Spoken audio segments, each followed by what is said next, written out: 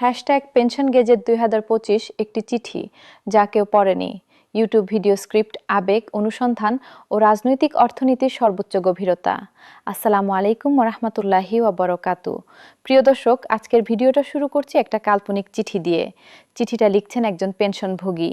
নাম ধরুন আব্দুল মজিদ, বয়স 75।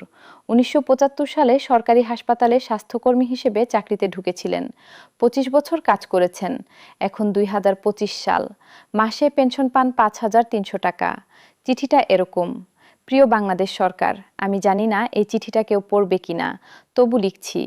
1975 সালে যখন সরকারি হাসপাতালে চাকরি নিয়েছিলাম, তখন আমার বন্ধু বলেছিল শহরের একটা গার্মেন্টসে কাজ করলে 3 গুণ বেশি পাবো। আমি যাইনি, কারণ সরকারি চাকরি মানে নিশ্চয়তা, অবসরের পরে পেনশন আছে। 25 বছর প্রতিদিন সকালে হাসপাতালে গেছি, রোগী দেখেছি, কখনো কখনো রাতেও থেকেছি। সরকার আমাকে কম বেতন দিয়েছে, কিন্তু আমি মেনে নিয়েছি, কারণ প্রতিশ্রুতি ছিল। এখন আমার বয়স 75। প্রতি মাসে পাই 5,300 টাকা। এই টাকায় আমার ওষুধ হয় না। আমি রাগ করে এই চিঠি লিখছি না, আমি ক্লান্ত হয়ে লিখছি। এবং একটাই প্রশ্ন, আমি কি ভুল করেছিলাম সেই 1975 সালে? প্রিয় দর্শক, এই চিঠিটা কাল্পনিক, কিন্তু এই চিঠির অনুভূতিটা লক্ষ লক্ষ মানুষের বাস্তব। আজকের ভিডিওতে সেই অনুভূতির গভীরে যাব। পেনশন গেজেটের তথ্য দেব, কিন্তু তার আগে সেই মূল প্রশ্নটার উত্তর খুঁজব। যারা রাষ্ট্রের উপর বিশ্বাস রেখেছিলেন, তারা কি ভুল করেছিলেন? প্রিয় দর্শক, আব্দুল মজিদের প্রশ্নটার উত্তর দেওয়ার আগে একটু অর্থনীতির কথা বলি। একজন মানুষ যখন বেসরকারি চাকরির বদলে সরকারি চাকরি বেছে নেন, তিনি আসলে একটা অর্থনৈতিক বিনিয়োগ করেন। তিনি বর্তমানের বেশি আয় ছেড়ে দেন ভবিষ্যতের নিশ্চিত আয়ের জন্য। এই বিনিয়োগের রিটার্ন কতটা ন্যায্য সেটা দেখতে হলে একটা তুলনা করা দরকার। ধরুন 1975 সালে দুজন সমবয়সী মানুষ। একজন সরকারি চাকরি নিলেন, মাসে পেলেন 500 টাকা। আরেকজন বেসরকারি কোম্পানিতে গেলেন, পেলেন 800 টাকা। 50 বছর পরে আজ 2025 সালে প্রথমজন পান মাসে 5,000 টাকা পেনশন। দ্বিতীয়জন যদি সেই বাড়তি আয় সামান্য সঞ্চয়ও করতেন, আজ তার আর্থিক অবস্থা অনেক ভালো। কিন্তু এটা শুধু টাকার প্রশ্ন নয়। প্রশ্নটা হলো, রাষ্ট্র কি তার কথা রেখেছে? সরকারি চাকরিতে গিয়ে তিনি যে নিশ্চয়তা খুঁজেছিলেন, সেটা কি পেয়েছেন? উত্তরটা জটিল। নিশ্চয়তা কিছুটা পেয়েছেন, পেনশন আসছে, কিন্তু সেই পেনশন দিয়ে সম্মানের সাথে বাঁচার নিশ্চয়তা পাননি। তাহলে আব্দুল মজিদ কি ভুল করেছিলেন? না, তিনি ভুল করেননি। ভুল করেছে রাষ্ট্র, প্রতিশ্রুতি পুরোপুরি না রেখে। প্রিয় দর্শক, এখন একটু ভিন্ন দৃষ্টিকোণ থেকে দেখি। পেনশন ব্যবস্থার অর্থনীতিতে একটা মজার প্যারাডক্স আছে। রাষ্ট্র যত বেশি পেনশন দেয়, পেনশনভোগীরা তত বেশি খরচ করেন বাজারে। এই বাড়তি খরচ অর্থনীতিতে চাহিদা তৈরি করে। চাহিদা বাড়লে উৎপাদন বাড়ে, কর্মসংস্থান বাড়ে, রাজস্ব বাড়ে।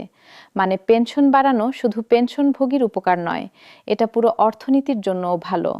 কিন্তু এই চিন্তাটা বাংলাদেশের নীতি নির্ধারণে কতটুকু আছে? প্রায় নেই। কারণ পেনশনকে সবসময় দেখা হয় ব্যয় হিসেবে, বিনিয়োগ হিসেবে নয়। কিন্তু আসলে পেনশন একটি সামাজিক বিনিয়োগ। এই বিনিয়োগের রিটার্ন আসে অর্থনৈতিক চাহিদায়, সামাজিক স্থিতিশীলতায় এবং ভবিষ্যৎ প্রজন্মের মধ্যে সরকারি চাকরির প্রতি আস্থায়। যদি আজকের তরুণরা দেখেন যে সরকারি চাকরি করে অবসরে গেলে সম্মানের জীবন পাওয়া যায়, তারা আরও উৎসাহে সরকারি সেবায় আসবেন। আর যদি দেখেন বৃদ্ধ বয়সে 5,000 টাকায় কষ্ট করতে হয়, তারা সরকারি চাকরিকে শেষ বিকল্প মনে করবেন। দীর্ঘমেয়াদে এই মনোভাব সরকারি সেবার মান নষ্ট করে। পেনশনের সংকট তাই শুধু বর্তমান পেনশনভোগীর সংকট নয়, এটা ভবিষ্যৎ সরকারি সেবার মানের সংকটও। প্রিয় দর্শক, এখন একটা বিষয় নিয়ে কথা বলবো যেটা পেনশন আলোচনায় সম্পূর্ণ অনুপস্থিত। সেটা হলো পেনশনভোগীর গর্বের প্রশ্ন। একজন মানুষ 25 বছর দেশের সেবা করে অবসরে গেছেন। তিনি যখন পরিচিতজনের কাছে বলেন, আমি সরকারি চাকরি করেছি, তখন তার মুখে একটা গর্ব থাকার কথা। কিন্তু যখন পরের প্রশ্ন আসে, এখন কি করছেন, কত পেনশন পান, এবং তখন যদি বলতে হয় 5,000 টাকা, সেই গর্বটা কোথায় যায়? 5,000 টাকা বলতে লজ্জা লাগে, কারণ আশেপাশের মানুষ জানেন এই টাকায় চলে না। কারণ এই সংখ্যাটা সেই 25 বছরের অবদানের প্রতি একটা অবমাননার মতো শোনায়। এই লজ্জা, এই সংকোচ, এটা কোনো পরিসংখ্যানে আসে না, কিন্তু এটা বাস্তব এবং এটা গভীরভাবে ক্ষতিকর। একজন মানুষের শেষ বছরগুলো কাটানো উচিত মাথা উঁচু করে, হাত পেতে নয়। পেনশন সেই মাথা উঁচু থাকা শর্ত। এই গর্বটা ফিরিয়ে দেওয়াই পেনশন সংস্কারের আসল লক্ষ্য হওয়া উচিত। প্রিয় দর্শক, এবার একটা প্রশ্ন করব যেটা আমরা কখনো করি না। পেনশন গেজেট আলোচনায় সবসময় বলা হয় কত টাকা বাড়বে, কিন্তু একটা প্রশ্ন কখনো করা হয় না কত টাকা হলে যথেষ্ট হবে। এই প্রশ্নের উত্তর দেওয়া জরুরি, কারণ যথেষ্ট সংজ্ঞায়িত না হলে কখনো লক্ষ্যে পৌঁছানো যাবে না। যথেষ্ট মানে কি? যথেষ্ট মানে একজন পেনশনভোগী প্রতি মাসে 3 বেলা পুষ্টিকর খাবার খেতে পারবেন। যথেষ্ট মানে তার দীর্ঘমেয়াদী রোগের নিয়মিত ওষুধ কেনার টাকা থাকবে। যথেষ্ট মানে বছরে একবার ছেলে বা মেয়ের বাড়ি যাওয়ার যাতায়াত খরচ থাকবে। যথেষ্ট মানে প্রতি মাসে কিছুটা সঞ্চয় করার সুযোগ থাকবে, যাতে হঠাৎ কোনো বিপদে পুরোপুরি অন্যের উপর নির্ভর না করতে হয়। এটুকুই যথেষ্ট, বিলাসিতা নয়, শুধু মর্যাদার সাথে বেঁচে থাকার ন্যূনতম শর্ত। এই যথেষ্ট পরিমাণটা 2025 সালে বাংলাদেশে কত? ঢাকায় হলে কমপক্ষে 20 থেকে 25,000 টাকা, জেলা শহরে হলে 15 থেকে 20,000, গ্রামে হলে 10 থেকে 12,000। এখন পেনশন গেজেট আসছে, সেখানে নতুন হার কতটা এই যথেষ্ট মানদণ্ড পূরণ করবে? নিচের গ্রেডের পেনশনভোগীদের জন্য যারা গ্রামে থাকেন হয়তো কিছুটা কাছে আসবেন, কিন্তু উপরের মানদণ্ড পুরোপুরি পূরণ হবে না। আর যারা শহরে থাকেন তাদের জন্য এই গেজেট যথেষ্টের ধারে কাছেও যাবে না। এই সত্যটা বলার সাহস থাকা দরকার।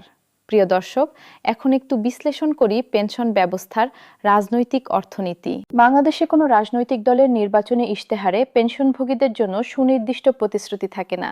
কেন? কারণ পেনশনভোগীরা একটি বিক্ষিপ্ত বিচ্ছিন্ন গোষ্ঠী। তারা কোনো একক সংগঠনে নেই, তাদের কোনো শক্তিশালী লবি নেই। নির্বাচনের মাঠে তারা সক্রিয় নন, ফলে রাজনৈতিক দলের হিসাবে তাদের গুরুত্ব কম। তাদের খুশি করলে নির্বাচনে বিশেষ সুবিধা নেই, না করলে বিশেষ ক্ষতিও নেই। এই রাজনৈতিক বাস্তবতাই পেনশন সংস্কারকে সবসময় পিছিয়ে রেখেছে। বাংলাদেশে পেনশনভোগীরা যদি একটি শক্তিশালী সংগঠন গড়তে পারতেন, যদি তাদের পক্ষে নাগরিক সমাজ সোচ্চার হতো, যদি মিডিয়া নিয়মিতভাবে তাদের কষ্টের গল্প তুলে ধরত, তাহলে এই পরিস্থিতি ভিন্ন হতো। এখন সেই পরিবর্তনের সুযোগ কোথায়? সুযোগ আছে পরিবারে। পেনশনভোগীরা নিজে কথা বলতে না পারলেও তাদের সন্তানরা পারেন। তারা ভোটার, তারা সক্রিয়। তারা যদি তাদের বৃদ্ধ মা বাবার কষ্টের কথা রাজনৈতিক প্রশ্ন হিসেবে তুলতে শুরু করেন, পরিস্থিতি বদলাবে। প্রিয় দর্শক, এখন সংখ্যার হিসাবে আসি। নতুন পে স্কেলে গ্রেড অনুযায়ী পেনশনের সম্ভাব্য হার। 20তম গ্রেডে বর্তমান মূল বেতন 8,250 টাকা, বর্তমান পেনশন 4,125 টাকার কাছাকাছি। নতুন পে স্কেলে মূল বেতন 20,000 টাকা হলে পেনশন হবে 10,000 টাকা। 15তম গ্রেডে বর্তমান পেনশন 4,850 টাকার কাছাকাছি। নতুন পে স্কেলে মূল বেতন 19,400 হলে পেনশন হবে 9,700 টাকা। 10ম গ্রেডে বর্তমান পেনশন 8,000 টাকা। নতুন মূল বেতন 32,000 হলে পেনশন হবে 16,000 টাকা। 9ম গ্রেডে বর্তমান পেনশন 11,000 টাকা। নতুন মূল বেতন 44,000 হলে পেনশন হবে 22,000 টাকা। 7ম গ্রেডে বর্তমান পেনশন 14,500 টাকা। নতুন মূল বেতন 58,000 হলে পেনশন হবে 29,000 টাকা। 6ষ্ঠ গ্রেডে বর্তমান পেনশন 17,500 টাকা। নতুন মূল বেতন 71,000 হলে পেনশন হবে 35,500 টাকা। 5ম গ্রেডে বর্তমান পেনশন 21,250 টাকা। নতুন মূল বেতন 85,000 হলে পেনশন হবে 42,500 টাকা। এখন এই সংখ্যাগুলো সেই যথেষ্ট মানদণ্ডের সাথে মেলান। গ্রামে থাকলে 20তম গ্রেডের 10,000 মোটামুটি যথেষ্টের কাছে আসছে, কিন্তু শহরে থাকলে 9ম গ্রেডের 22,000ও যথেষ্ট নয়। এই পার্থক্যটা মাথায় রাখলে গেজেটের আসল সীমাবদ্ধতা বোঝা যায়। প্রিয় দর্শক, এবার একটা প্রশ্ন করব যেটা সবচেয়ে অস্বস্তিকর। পেনশন গেজেট আসছে, কিছু টাকা বাড়বে, তারপরও কি আব্দুল মজিদ ভুল করেছিলেন কিনা এই প্রশ্নের উত্তর হ্যাঁ হয়ে যাবে না? মানে একটা গেজেট এসে 5,000 থেকে 10,000 হলে এটা কি সেই 25 বছরের নিঃশর্ত আত্মসমর্পণের যথেষ্ট মূল্য? এই প্রশ্নের উত্তর দেওয়া আমার পক্ষে সম্ভব নয়, কারণ যথেষ্ট একটা ব্যক্তিগত অনুভূতি। কিন্তু আমি জানি যে আব্দুল মজিদ যদি আজ সেই 1975 সালে ফিরে যেতে পারতেন এবং জানতেন 2025 সালে তার পেনশন হবে 5,000 টাকা, তাহলে তিনি হয়তো অন্য পথ বেছে নিতেন। এটা একটা ব্যর্থতা, রাষ্ট্রের ব্যর্থতা, এবং এই ব্যর্থতা স্বীকার না করলে সংস্কার আসে না। প্রিয় দর্শক, গেজেট প্রকাশের পরে কি করবেন সেটা এখন বলবো, কিন্তু এবার শুধু পদক্ষেপ নয়, প্রতিটির পেছনে একটা দার্শনিক ভিত্তিও বলবো। প্রথম পদক্ষেপ, গ্যাজেট পড়ুন এবং নিজের হিসাব করুন। কেন?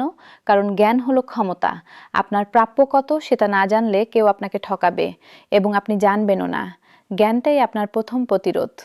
দ্বিতীয় পদক্ষেপ, হিসাব অফিসে লিখিত আবেদন করুন। কেন? কারণ রাষ্ট্রের সাথে আপনার সম্পর্ক ভিক্ষার নয়, চুক্তির। চুক্তির ভাষায় কথা বলুন, দাবি করুন, অনুরোধ করবেন না। তৃতীয় পদক্ষেপ, বকেয়া দাবি করুন। কেন? কারণ বকেয়া আপনার প্রাপ্য। রাষ্ট্র নিজে থেকে সব দিয়ে দেওয়ার ব্যবস্থা নেই। দাবি না করলে পাবেন না। এটা ভিক্ষা নয়, নিজের টাকা ফেরত নেওয়া। চতুর্থ পদক্ষেপ, পাড়া প্রতিবেশী পেনশনভোগীকে জানান। কেন? কারণ জ্ঞান ভাগ করলে বাড়ে, কমে না। এবং প্রতিটি পেনশনভোগী যে তার প্রাপ্য পাচ্ছেন সেটা শুধু তার ব্যক্তিগত বিষয় নয়, এটা সামাজিক ন্যায় বিচারের প্রশ্ন। পঞ্চম পদক্ষেপ, সংসদ সদস্যকে চিঠি লিখুন। কেন? কারণ পেনশন ব্যবস্থার স্থায়ী সংস্কার আসবে সংসদ থেকে। আপনার জনপ্রতিনিধি যদি না জানেন তার এলাকার পেনশনভোগীরা কতটা কষ্টে আছেন, তিনি সংসদে এই বিষয়টা তুলবেন না।